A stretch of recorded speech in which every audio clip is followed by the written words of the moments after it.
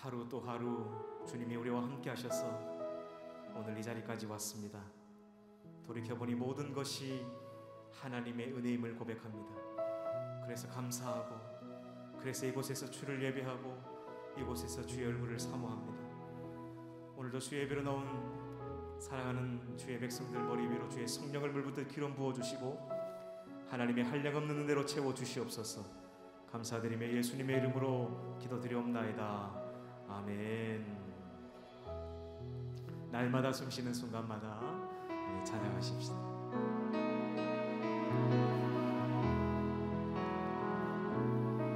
날마다 숨쉬는 순간마다 내 앞에 어려운 일 보내 주님 앞에 이 몸을 맡길 때 슬픔 없네 두려움 없네 주님에게 정의로운 섬김 항상 좋은 것 주시도다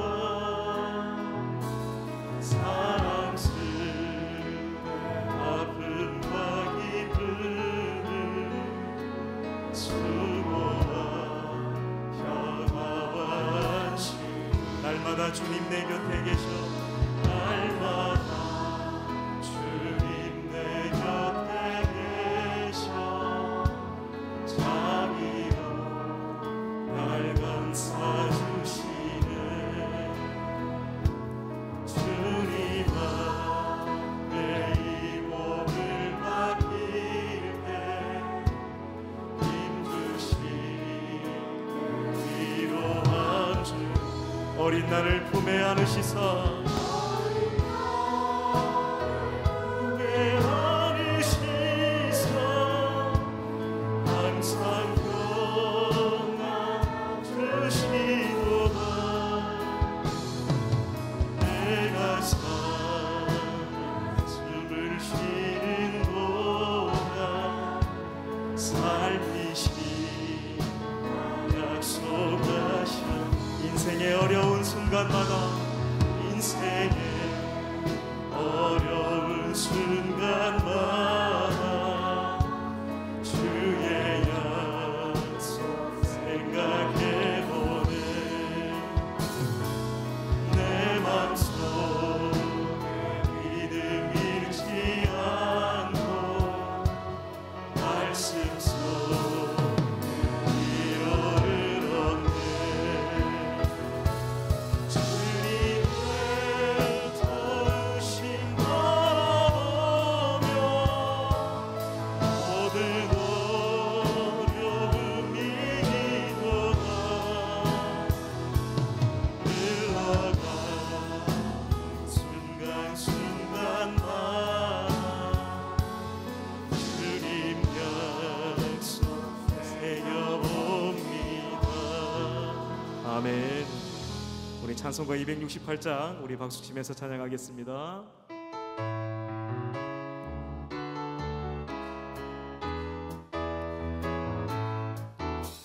죄에서 자유를 얻게 하는 보혈의 능력 주의 보혈 시험을 이기는 승리라니 참 놀라운 능력이로다 주의 보혈 능력이 또다 주의 피 믿으오 주의 보혈 그 어린 양의 매우 귀중한 피로다 육체의 정욕을 이기는 보혈의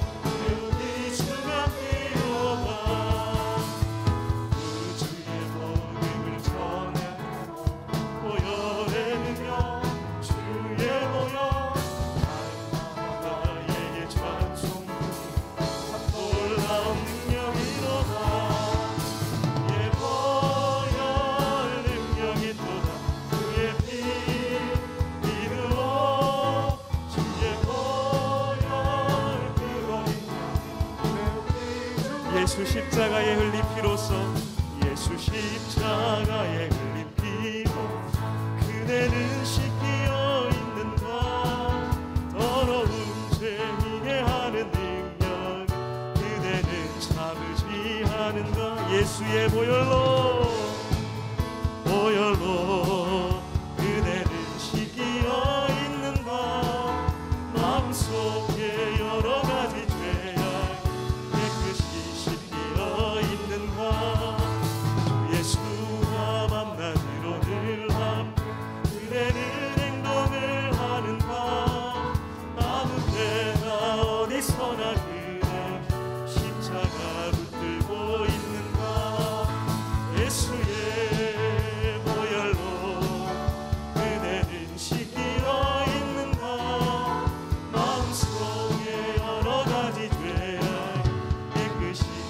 주님 예수 다시 올 때 그대는 무력할 예복이 있는가. 그대 몸은 거룩한 곳 천국 들어갈 준비가 됐는가. 예수의 보혈로 그대는 씻기어 있는가. 마음속에 여러 가지 죄악 모든 죄에 더러워진 예복 그 앞에 지금 나와서서 샘물같이 솟아나는 보혈 눈보다 너희에게 씻으라. 예수의 보혈로 그대는 씻기어 있는가. 마음속에 여러 가지 죄악 깨끗이 잠시 세상에 내가 살면서 항상 찬송 부르다가 다리 저물어 돌아가시며 영광 중에 나가리. 열린 천국문 내가 들어 세상 짐 내려놓고 빛난 멸류관 받아 쓰고서 주와 함께 살 눈물 골짜기 더듬으면서 나의 갈 길 나간 후에 주의 품 안에 내가 안길 영원토록 살리라. 너는 천국문 내가 들어가 세상 짐 내려놓고 빛난 멸류관 받아 쓰고서 주와 함께 나의 가는 길 멀고 험하며 사는 높고 고른 길 고난 나의 몸 쉴 곳 없어도 오랜 날이 밝아. 여린 천국문 내가 들어 세상 짐 내려놓고 빛난 멸류관 받아 쓰고서 주와 한숨 가시고 죽음 없는 날 한숨 가시고 죽음 없는 날 사모하며 기다리니 내가 그리던 주를 뵈볼 때 나의 기쁨 넘치리라. 여린 천국문 내가 들어가 세상 짐 내려놓고 빛난 멸류관 받아 쓰고서 주와 함께 길이 살리. 할렐루야.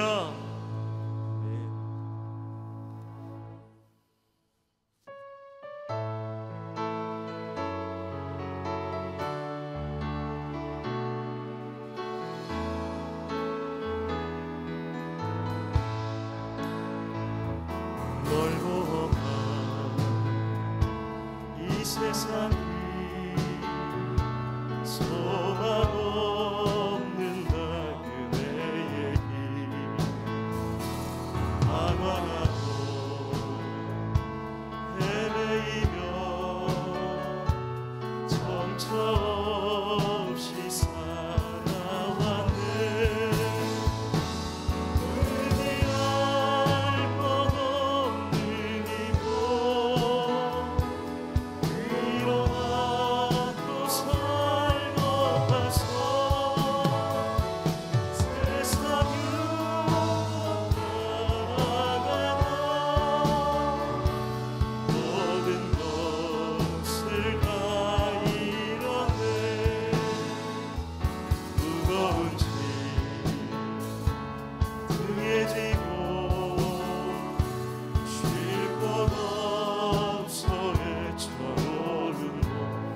쓰러지고 넘어져도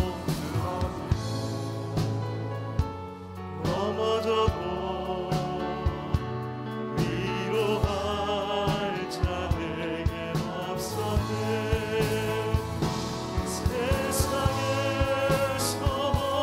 버림받고 귀한 세월 방황하다 아버지를 만났을 때 죄인임을 깨달았네. 눈물로서 회개하고 아버지의 품에 안기고 죄악으로 더럽힘도 십자가에 못 박았네. 구원 얻는 기쁨 세상에서 제일이라 영광의 길 허락하신 내 주 예수 찬양하네.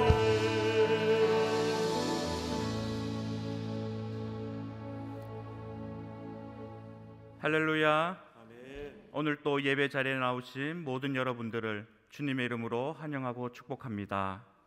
이 시간 신령과 진정으로 예배드릴 때 하늘의 기쁨과 소망을 누리시는 복된 시간 되시기를 바랍니다. 이제 다 함께 찬양하며 주님의 보좌 앞으로 나가겠습니다.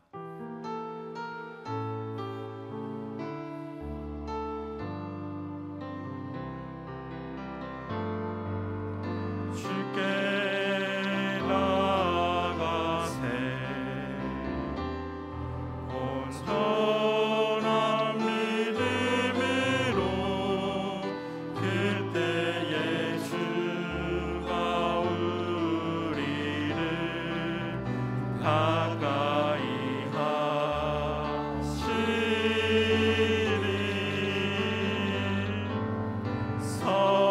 성소에 서서 확신을 가지고 어린 양 피로 우리를 깨끗게 하신 주 경배드리리. 하늘에 계신 우리 아버지, 아버지의 이름을 거룩하게 하시며 아버지의 나라가 오게 하시며 아버지의 뜻이 하늘에서와 같이 땅에서도 이루어지게 하소서. 오늘 우리에게 일용할 양식을 주시고 우리가 우리에게 잘못한 사람을 용서하여 준 것 같이 우리 죄를 용서하여 주시고 우리를 시험에 빠지지 않게 하시고 악에서 구하소서. 나라와 권능과 영광이 영원히 아버지의 것입니다. 아멘.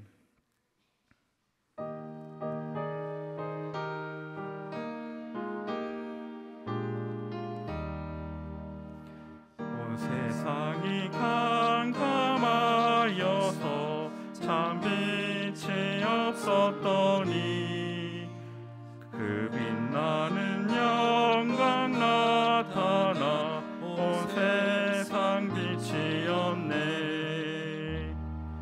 영광 영광의 주 영광 영광의 주 밝은 그 빛 내게 비추었네. 영광 영광의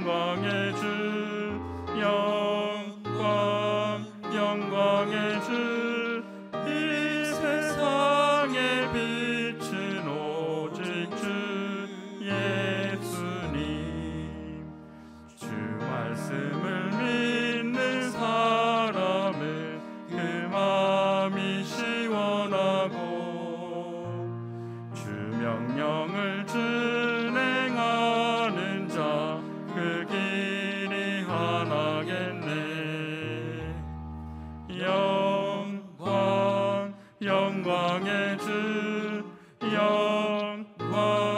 영광의 주 밝은 그 빛 내게 비추었네. 영광의 주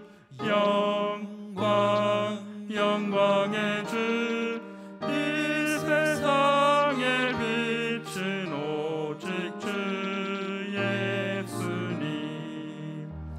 죄 가운데 사는 사람은 그 눈이 어두워도 그 죄악을 씻는 날에는 그 눈이 밝아지네. 영광의 주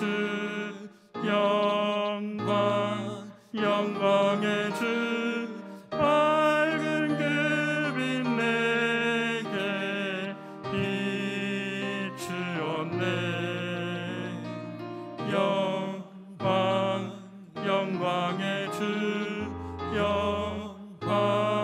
영광의 주 이 세상에 빛은 오직 주 예수님. 사랑의 하나님, 지금 이 시간 저희들을 예배 자리로 불러주셔서 하나님께 예배드리게 하시니 참으로 감사드립니다. 오늘도 주의 말씀을 사모하여 이 자리에 모였사오니 예배 가운데 하나님의 음성을 듣게 하여 주시옵소서. 연약한 인간으로 제약된 모습을 벗어버리고 온전한 회개 가운데 주님 보시기에 흡족한 자녀들 될 수 있도록 인도하여 주시옵소서. 갖가지 육신의 질병으로 힘들고 경제적인 어려움으로 지친 성도들에게 강하고 담대한 믿음을 주사 주님의 은혜로 승리하는 삶을 살게 하여 주시옵소서. 지금의 위기 속에서 주님의 뜻을 분명히 알게 하시고 주어진 각자의 자리에서 복음의 큰 능력을 경험하게 하여 주시옵소서.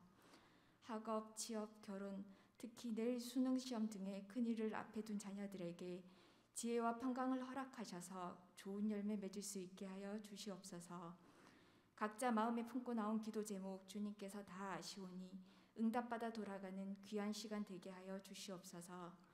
하나님, 산성교회 70주년 기념 행사를 준비 중에 있습니다. 그 모든 과정 위에 간섭하시고 인도하셔서 복되고 의미 있는 행사 되게 하시고 지역 속에서 빛과 소금의 역할을 잘 감당하여 영혼을 살리는 귀한 도구로 사용되길 간절히 소망합니다. 특별히 이번 주간은 가을 특별 새벽 기도회로 드리고 있습니다. 힘든 가운데에도 주님께서 주실 회복을 기대하며 이번 기도회를 통해 큰 은혜 받게 하여 주시옵소서. 세계 각국에서 복음을 위해 수고하시는 선교사님들의 사역에 함께하사 어려운 상황 속에서도 주님의 위로하심으로 큰 힘을 얻어 담대히 복음을 전할 수 있도록 도와주시옵소서. 이 시간 드리는 예배가 우리에게 가장 소중한 예배가 되길 간구합니다. 말씀을 증거하실 목사님께 능력에 능력을 더해 주시고 말씀을 들을 때 우리의 심령이 뜨거워지게 하시고 성령님의 도우심으로 우리의 삶이 변화되게 하여 주시옵소서. 예수 그리스도의 이름으로 기도드립니다. 아멘.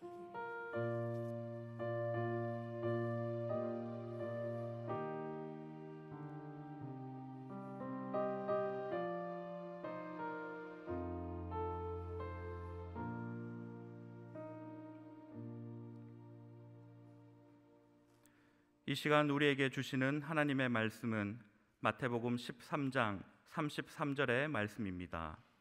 한 절의 말씀 다 같이 합독하겠습니다. 또 비유로 말씀하시되 천국은 마치 여자가 가루 서말 속에 갖다 넣어 전부 부풀게 한 누룩과 같으니라. 아멘. 담임 목사님 말씀 전하시겠습니다.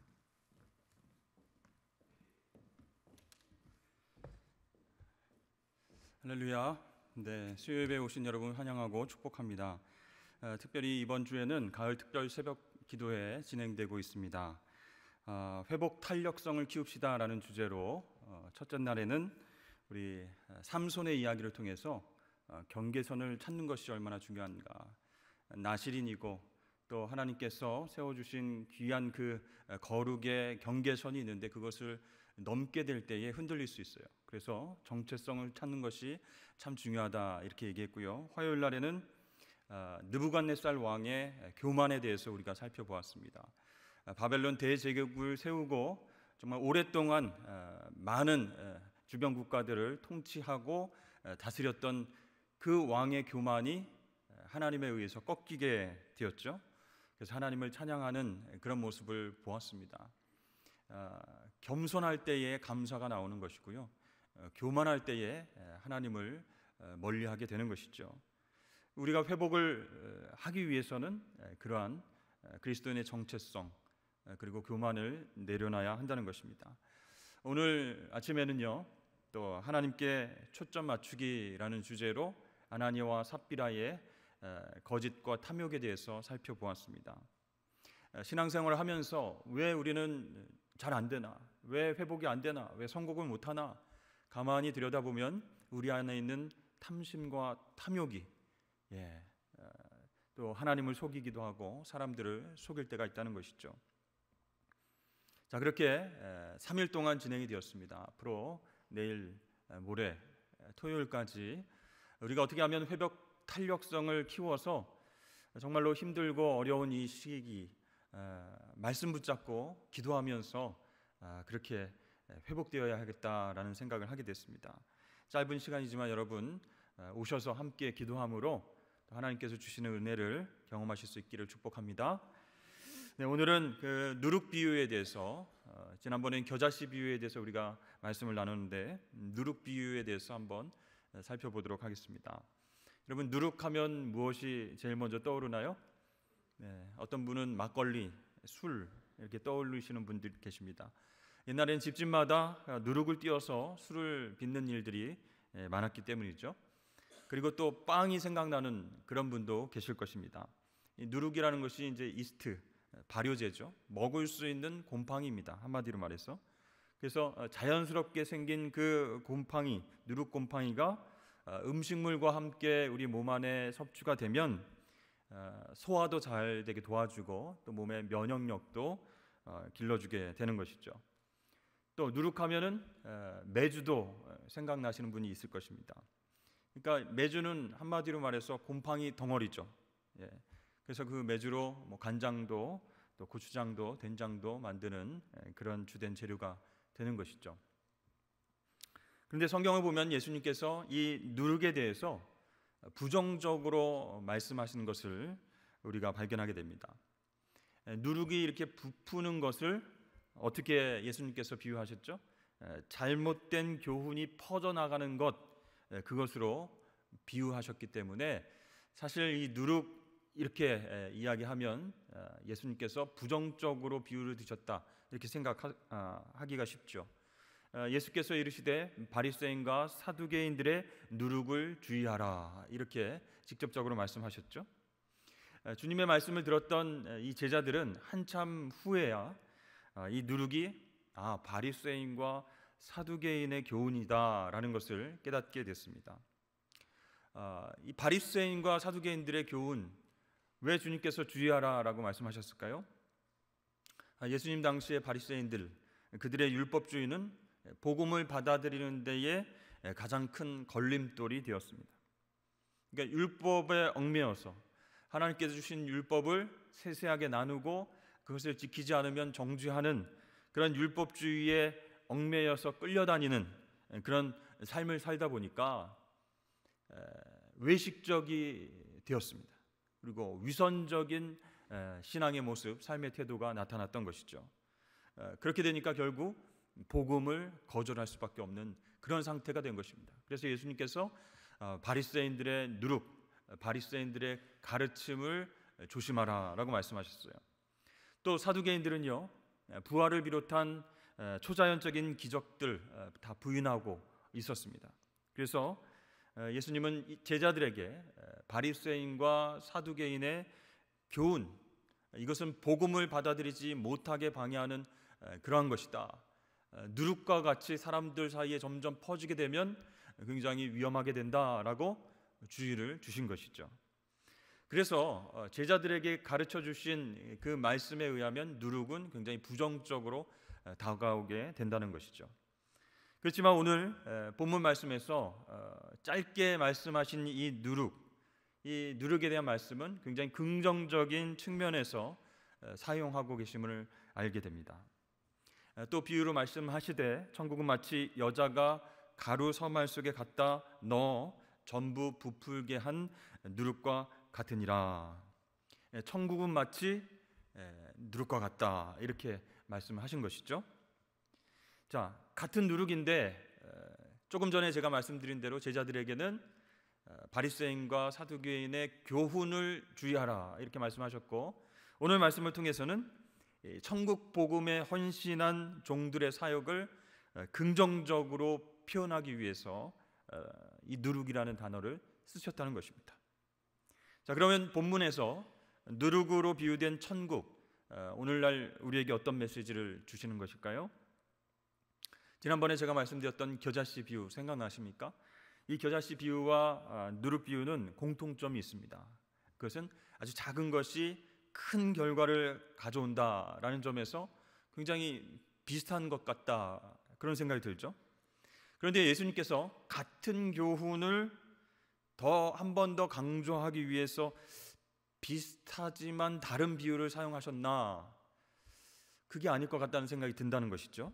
그보다는 이 겨자씨 비유만으로는 다 전달하지 못한 어떤 것을 보완하시려고 하는 의도로 누룩 비유를 사용하셨다라고 우리가 생각하면 좋을 것 같습니다. 자, 우선 그 겨자씨 비유에 나타난 주인공은 남성입니다. 그러나 오늘 누룩 비유에 등장한 주인공은 여성이라고 할 수 있죠. 자, 하나님 나라 사역을 예수님께서 비유로 설명하시는데 여자가 등장했다, 그 사실 자체만으로도 굉장한 파격입니다. 유대인들이 부정적으로 생각하는 것 세 가지가 있다고 말씀드렸죠. 네, 여자로 태어나는 것, 병을 가지고 태어나는 것, 이방인으로 태어나는 것, 그 세 가지를 안고 태어난 사람들이 부정하다. 일단 그 존재 자체를 부정하다고 바라보는 게 바로 유대인들의 시선이었어요. 근데 예수님께서 하나님 나라 사역을 비유로 설명하실 때 여자가 주인공으로 등장한다, 굉장히 파격이었습니다. 여러분, 하나님 나라에서는 여자도 남자와 동일하게 부름받고 사용되고 있음을 증거하는 그런 말씀이에요. 갈라디아서 3장에 보면 너희는 유대인이나 헬라인이나 종이나 자유인이나 남자나 여자나 다 그리스도 예수 안에서 하나이니라. 아멘. 그렇게 말씀하고 있죠. 복음 사역에 있어서 남자 여자 차별이 없다는 것입니다. 또한 여러분, 누룩은 집에서 거의 발효가 된다는 것이죠. 그래서 이 천국 하나님 나라는 우리 가정에서 구현될 수 있다라고 하는 메시지입니다. 천국을 다른 곳에서 다른 장소에서 찾을 필요가 없는 거예요. 예배드리는 장소, 교회에서만 천국을 경험한다, 그것이 아니고 우리 가정에서도 천국을 경험할 수 있다라는 사실을 보여주고 있습니다.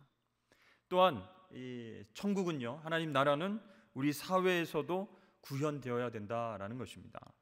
그래서 이 복음이라는 것은 가정과 사회 두 영역을 다 필요로 한다라는 것이죠.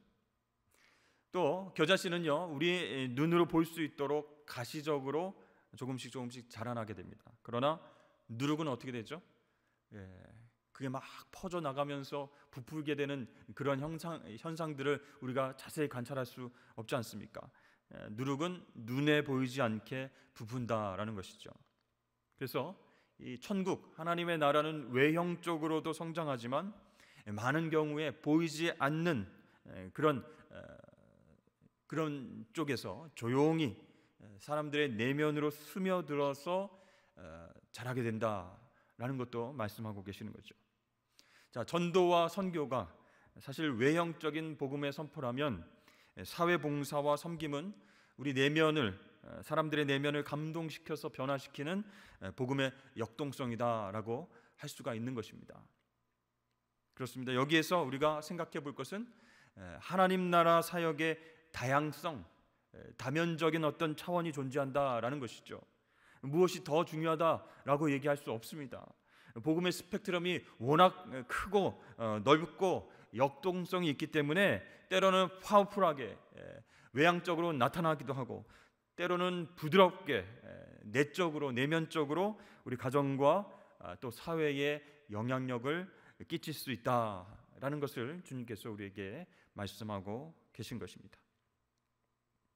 자, 누룩 비유에서 특별한 부분은 여인이 나왔다는 부분인데, 여인이 어떻게 했습니까? 누룩을 가루 서말 속에 넣었다, 이렇게 얘기를 하는 거예요. 뭐 이게 특별한 일이 있을까? 이게 과연 무엇을 뜻하는 것일까? 뭐 굉장히 짧게 끝나죠. 근데 이 원어로 보면요, 밀가루 세스알을 넣었다, 이렇게 나옵니다. 그래서 이 유대인들이 예수님의 그 누룩 비유를 처음에 딱 들었을 때에 누구를 떠올리게 됐을까요? 창세기에 나오는 아브라함을 떠올리게 되었습니다. 창세기 18장 말씀에 보면 3명의 나그네를 아브라함이 대접하는데요, 급히 집으로 들어가서 사라에게 얘기를 합니다. 고운 가루 세 스아를 가져다가 반죽하여서 떡을 만들라, 이렇게 얘기를 하거든요. 우리 창세기 18장 말씀 한번 보여주시죠. 네, 한번 읽어볼까요? 시작. 여호와께서 마므레 상수리 나무들이 있는 곳에서 아브라함에게 나타나시니라. 날이 뜨거울 때에 그가 장막문에 앉아 있다가 눈을 들어본즉 사람 셋이 맞은편에 서 있는지라. 그가 그들을 보자 곧 장막문에서 달려나가 영접하며 몸에 땅을 굽혀 아브라함이 급히 장막으로 가서 사라에게 이르되 속히 고운 가루 세 스아를 가져다가 반죽하여 떡을 만들라 하고. 자, 이 본문 말씀을 가지고 어떤 성경학자는요, 이 세 손님의 정체를 삼위일체 하나님, 이렇게 얘기합니다. 또는 하나님과 2명의 천사, 그들의 방문이었다라고 말합니다. 아무튼 3명의 영적 존재가 아브라함을 찾아왔어요. 그래서 아브라함 가족은 이분들을 대접하기 위해서 떡을 만들고 함께 식탁 규제를 나누게 됩니다. 이것은 분명히 하나님과 하나님 백성 사이에 이루어지는 거룩한 영적 교제를 상징하는 것이다 라고 할 수 있죠. 이콘화가 러시아의 안드레이 루블로프의 작품인데요, 삼위일체 작품입니다. 한번 사진을 통해서 한번 보시죠. 네, 3명이 날개를 달고 있습니다. 그러니까 맨 왼쪽에 보이시는 분이 성부 하나님, 가운데가 성자 예수님, 오른쪽이 성령 하나님인데, 성자 예수님과 성령 하나님이 성부 하나님 쪽을 바라보면서 대화를 하고 있죠. 그리고 가운데에 그릇이 담겨져 있습니다. 뒤에는 이제 상수리 나무가 이제 보입니다. 십자가를 이제 상징하는 그런 그림이라고 할 수 있는데요. 자, 여러분, 아브라함과 사라는 어디에 있는 것일까요? 이 세 분들을 대접하기 위해서 떡을 만들고 있죠. 그리고 그림 밖에서 이 세 분을 바라보고 있다는 것입니다.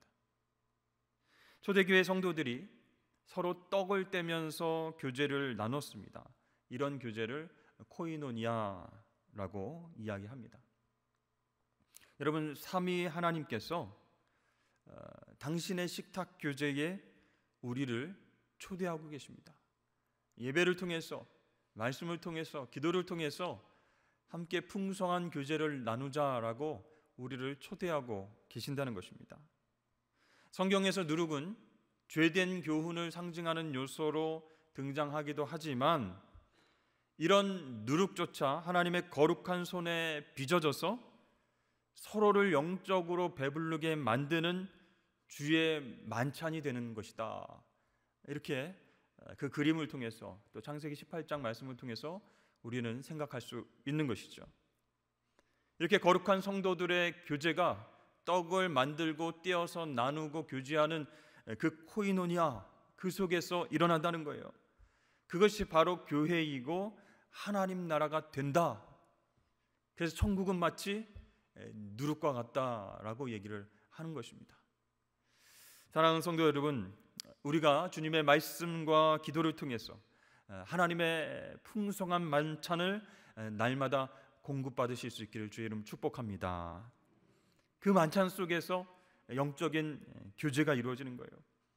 그리고 예수 그리스도의 성품을 닮아가는 귀하고 복된 교제가 일어나는 것이다라는 것이죠. 그래서 우리는 성삼위 하나님과의 성스러운 교제가 일어나는 천국을 우리 가정에서도 교회에서도 직장에서도 경험할 수 있다라는 것을 주님께서 말씀하시는 것입니다. 자, 두 번째 누룩의 특징은 무엇인가요? 발효돼서 부풀게 한다, 이렇게 커진다라는 것입니다. 본문 말씀에 가루 서말 이렇게 나오죠. 가루 세스아 이렇게 나오는데요. 그것은 3명의 손님을 대접하기에는 너무나 많은 양이에요.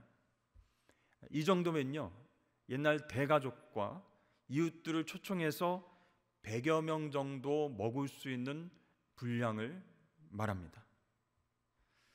그래서요, 이 창세기에 나타난 그 말씀 있죠. 18장에 나타난 성삼위 하나님을 대접하는 아브라함과 사라의 이야기를 보면 사라가 3명의 손님을 대접하기 위해서 세스아의 엄청난 식탁을 준비하는 대목이라는 것이죠. 그래서 그 본문을 읽을 때 고대 히브리인들은 어마어마한 양의 반죽이 계속 이렇게 크게 점점 부풀어 오르는 그것을 떠올리면서 입가에 흐뭇한 미소를 지었을 것이다 라는 것입니다. 왜 그렇게 많이 만들었을까요? 그냥 3명이 오셨으면 3인분 플러스 2인분 정도 해서 조금 부족하시면 더 드십시오 이렇게 하면 되는데 100여 명이 먹을 수 있을 정도의 밀가루와 누룩을 넣어가지고 부풀리게 해서 엄청 크게 만든 것이죠. 그것은 여러분 최소한의 예의를 지키기 위해서 의무적으로 많이 드십시오, 우리가 이렇게 많이 준비했습니다, 이걸 자랑하기 위해서가 아니라는 거예요. 준비한 빵을 다 먹지는 못하지만 풍성한 섬김, 풍성한 사랑을 연상하게 하는 교제다라는 것입니다. 그러니까 가진 것은 많지는 않지만 그것을 가지고 정말로 정성을 다해서 크게 풍성하게 대접하려고 하는 그 사랑의 마음이 있다는 것입니다. 하나님 나라 백성들은, 천국 백성들은 그 섬김이 바로 이래야 된다라고 주님께서 말씀하시는 거예요. 베풀고 사랑을 나누는데 딱 맞춰서 딱 떨어지게 그렇게 계산해서 하는 것이 아니라 정말 이게 바로 하나님 은혜와 사랑이구나, 풍성하구나, 그렇게 느낄 수 있도록 해야지 바로 천국 백성이다라는 거예요. 낭비하라는 얘기가 아닙니다. 풍성한 사랑과 은혜를 전달할 수 있을 만큼 우리가 섬겨야 된다는 것이죠. 여러분, 어떤 환경단체 회원들은요, 성경에 나오는 예수님의 오병이어 기적 사건이 이거 잘못됐다, 이거 참 안 좋은 것이다 이렇게 비판을 합니다. 왜 그렇게 얘기를 하냐면 수많은 사람들이 먹고 12바구니나 남았다라는 거예요. 얼마나 낭비냐 이거예요. 음식 쓰레기 어떻게 할 거냐 이거예요. 근데 여러분, 예수님께서 기적을 베푸실 때 그래서 그 환경단체 회원들은 환경을 꼭 생각했어야만 했다, 왜 남기느냐 이렇게 얘기를 하죠. 근데 여러분, 그것은 세상적인 생각이고 세상적인 가치관입니다. 예수님께서 딱 거기에 나와서 앉아있는 사람들 빵과 물고기를 딱 맞게끔 기적을 베푸시고 끝났으면 어땠을까요? 조금 이렇게 아쉬운 사람도 더 먹지 못하고 아이고 다 끝났네 이렇게 돌아가지 않았을까요? 근데 예수님의 섬김과 베품은 하늘에서 오는 놀라운 은혜였고 기적이었기 때문에 차고 넘친다, 풍성한 은혜와 축복이었다라는 것을 보여주신 것입니다. 그러므로 그것은 세속적 의미의 낭비가 아니에요. 거룩한 낭비인 것입니다. 하나님의 은혜와 사랑이 얼마나 풍성한지를 많은 사람들이 느낄 수 있게끔 그렇게 예수님께서 기적을 베푸신 거예요. 여러분, 12바구니 남은 떡과 물고기 그냥 버렸을까요? 제자들이 아이고 남았네, 이만큼 남았네, 그러면서 다 음식물 쓰레기통에다 집어넣었을까요? 아니죠. 먹어도 계속 배고픈 아이들이 있습니다. 한참 막 뛰어다니는 아이들 있죠. 또 노약자들, 또 며칠을 굶으신 분들 있을 것입니다. 그들에게 다 나눠졌을 것이다 라는 것이죠. 저는 그 초등학교 때 방학 때만 되면, 여름방학, 겨울방학 되면 시골로 놀러 가서 정말 재미있게 놀다 왔습니다.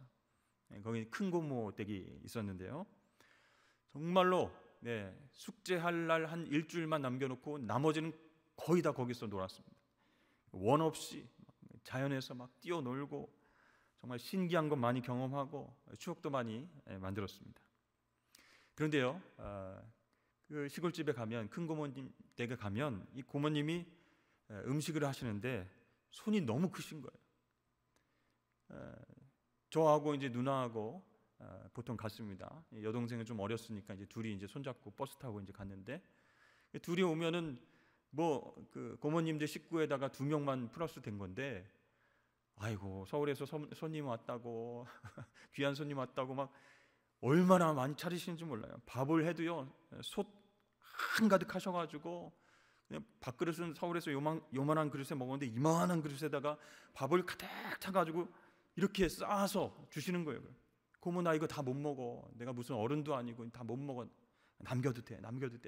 그러면서 이렇게 가득 채워주셨어요.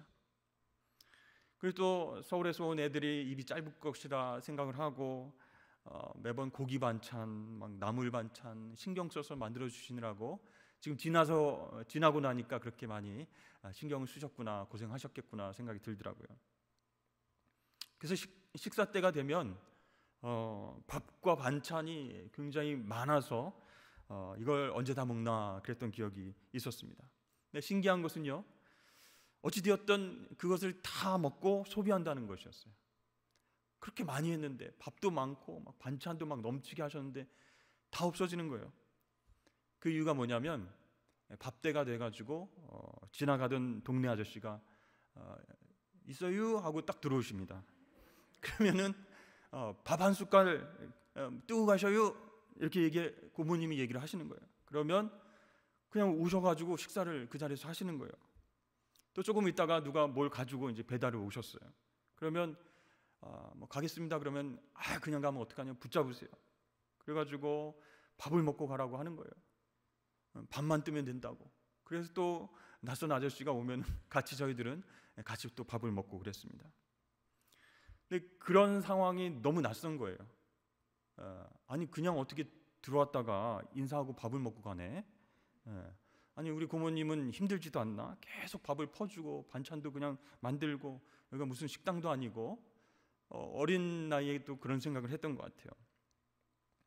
그렇게 시골 큰 고모님의 그 댁에서의 이 밥상 풍경은 서울에서 먹던 소세지 반찬 뭐 이런 것들은 없었지만 지금도 생각하면 뭔가 풍성하고 넉넉했다, 참 인심이 좋았다, 이런 기억이 아직 남아 있습니다. 사도 바울은 이렇게 말했습니다. 나의 하나님이 그리스도 예수 안에서 영광 가운데 그 풍성한 대로 너희 모든 것을 채우시리라. 아멘. 우리 그리스도인들이 하나님의 은혜와 사랑의 마음으로 섬길 때 풍성하게 섬기고 베풀면요, 너희 모든 것을 쓸 것을 채우시리라, 이렇게 약속을 하셨습니다. 초대교회 성도들이요, 물질적으로 풍성한 삶을 살았을까요? 아닙니다. 그런데 그들에게 풍성한 사랑과 섬김의 마음이 있었기 때문에 자기가 가진 것 아낌없이 나눠주고, 서로 부족한 부분 채워주고, 좋은 것 있으면 서로 먹여주고, 그런 하나님 안에서의 코이노니아, 교제가 있었다는 거예요. 그게 바로 천국의 모습이다라고 주님께서 말씀하십니다. 또 기근 때문에 예루살렘 교회의 성도들 굉장히 고통을 받고 있었습니다. 그들을 위해서 연보하자, 헌금을 좀 걷자, 그렇게 섬길 때에도 마찬가지였습니다. 오직 다른 이들의 간절함을 가지고 너희의 사랑의 진실함을 증명하고자 함이로다. 아멘.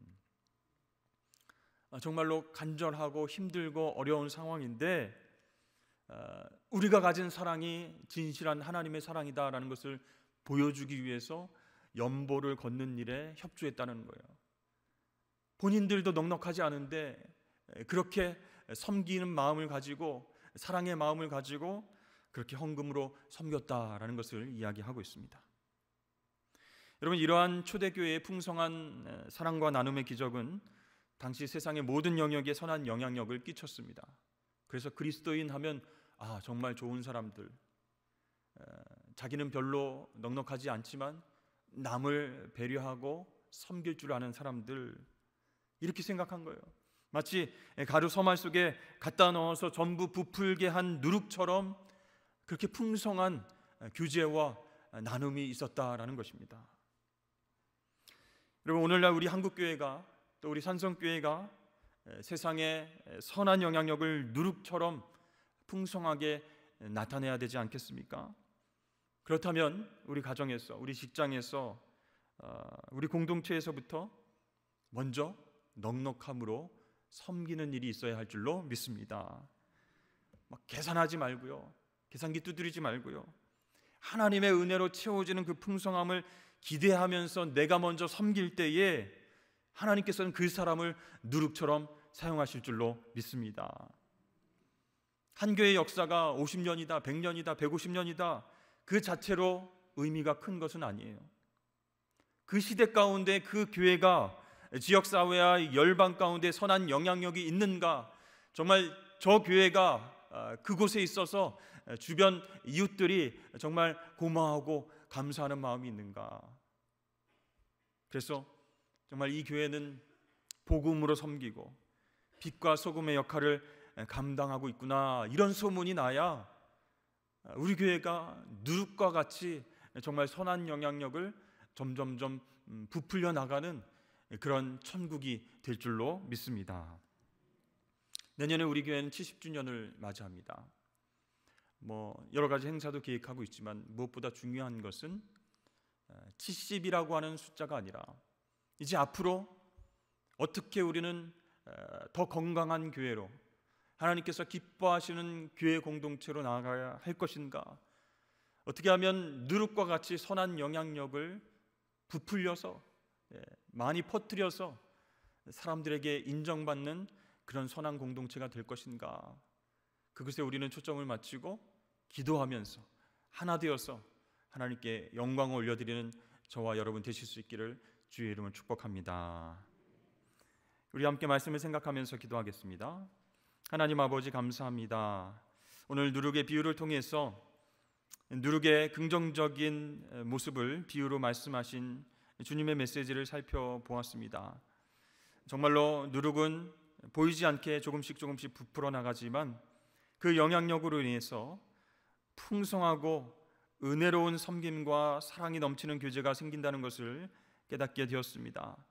하나님 아버지, 우리 교회가, 또 우리 가정이, 우리 공동체가 누룩과 같은 귀한 역할을 감당하며 선한 영향력을 퍼뜨릴 수 있는 귀하고 복된 공동체가 될 수 있도록 축복하여 주시옵소서.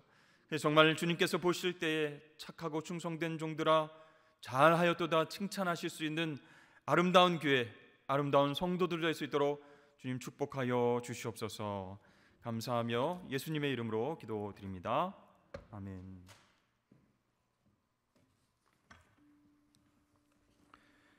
이 시간 말씀을 기억하며 함께 기도합시다.